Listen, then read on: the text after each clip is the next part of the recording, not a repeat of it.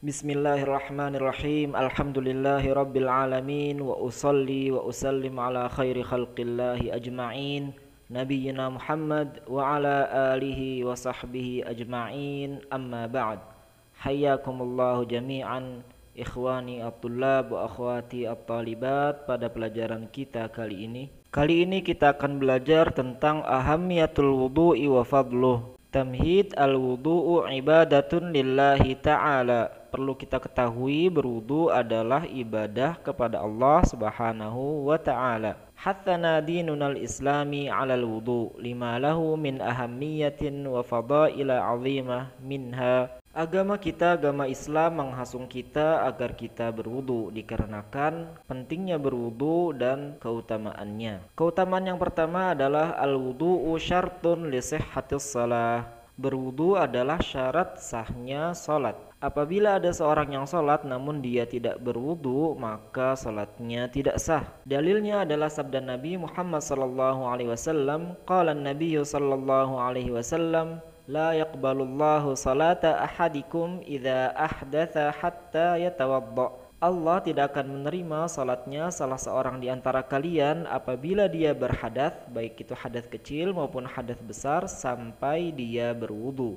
Kemudian fadilah yang kedua adalah i'tanal islamu bit-taharah wa amara biha wa rattaba 'alaiha tsawab wal mahabbah minallahi ta'ala. Sungguhnya agama Islam sangat mementingkan taharah dan memerintahkan agar kita bersuci. Wa rattaba 'alaiha tsawab wal mahabbah, dan memberikan dan menjanjikan pahala dan kecintaan dari Allah Subhanahu wa taala bagi orang-orang yang bersuci. Allah Subhanahu wa taala berfirman, innallaha yuhibbut tawwabina wa yuhibbul mutatahhirin. Sesungguhnya Allah mencintai orang-orang yang senantiasa bertaubat, dan juga Allah Subhanahu wa taala mencintai orang yang senantiasa bersuci. Jadi Allah Subhanahu wa taala, fallahu jalla wa ala yuhibbu, yang pertama at-tawwabin, orang-orang yang selalu bertaubat, senantiasa bertaubat apabila melakukan maksiat atau kesalahan. Kemudian yang kedua adalah al-mutatahhirin, Allah mencintai orang yang senantiasa bersuci. Kemudian keutamaan yang berikutnya adalah wudu dapat menghapus dosa-dosa. Nabi kita Muhammad sallallahu alaihi wasallam bersabda, man tawadda'a fa ahsanal wudu kharajat khatayahu min jasadih.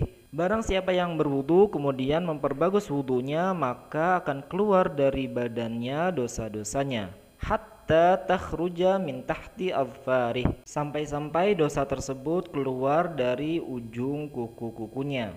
Kemudian yang juga penting untuk kita ketahui adalah ma tahsulu bihi taharah, bagaimana kita dapat bersuci. Kita dapat bersuci yang pertama adalah tahsulut taharatu bi amraini. Kita dapat bersuci dengan melakukan dua perkara. Yang pertama adalah izalatun najasah. Kita menghilangkan hal yang najis dari diri kita, dari pakaian kita, dan dari tempat salat kita. Kemudian yang kedua adalah al-wudu, yaitu dengan berwudu. Apabila telah lengkap dua hal ini, maka kita telah bersuci. Kemudian setelahnya adalah hukum berwudu. Hukmul wudu, yajibul wudu li thalati ibadatin hi. Kita wajib untuk berwudu pada 3 ibadah. Yang pertama adalah as-shalah, karena wudu adalah syarat sahnya salat. Kemudian yang kedua juga at-tawaf, kita harus berwudu sebelum tawaf. Dan yang ketiga adalah ketika masul mushaf, ketika kita memegang mushaf. Kemudian yusannul wudu li umurin minha, kita disunahkan dan dianjurkan untuk berwudu pada 3 perkara juga.